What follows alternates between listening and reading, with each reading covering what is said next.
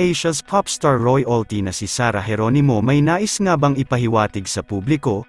Trending at mainit na usap-usapan ngayon online ang aktres at singer na si Sarah Geronimo matapos nitong palitan ang kanyang profile picture sa kanyang Facebook account at Instagram account ng orange na color nito lamang Biyernes ng February 2. Ayon sa ilang netizens ay may nais umanong ipahiwatig si Sarah Geronimo sa publiko dahil tila may kahulugan ang biglaang pagpapalit nito ng orange color sa kanyang profile pictures sa kanyang mga social media accounts.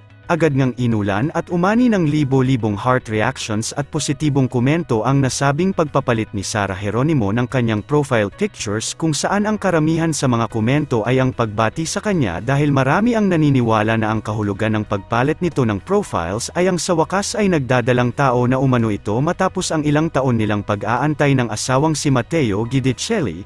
Bagamat wala pang kumpirmasyon sa kung ano nga ba ang tunay na kahulugan ng pagpalit ng profile picture ni Sarah Geronimo ay marami pa din ang umaasa na sana ay ito na nga yung matagal na natin hinihintay ang magbuntis na ito bagay na matagal na hiniling ng mga tagahanga niya.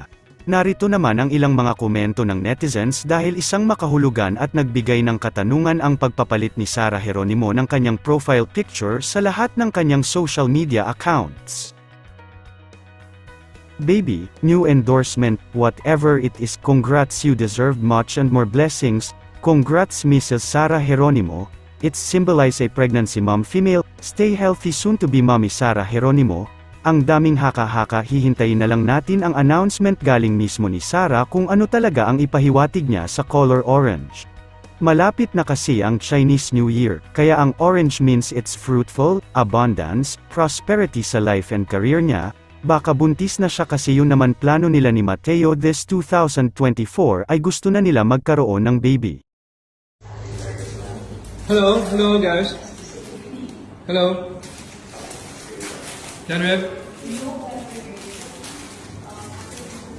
Bye-bye. Logan, Yosi. Thank you, Yosi. Happy New Year. New Year.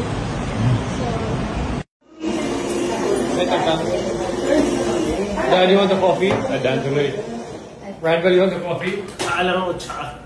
Baby, coffee? No, thank you. Dan, we have coffee? Two things. Dan, tingin naman dito, Dan. Naman tayo. Strolling Bob. GOC.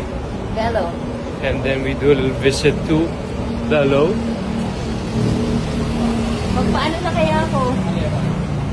Say hi to ano? Kaya ako. To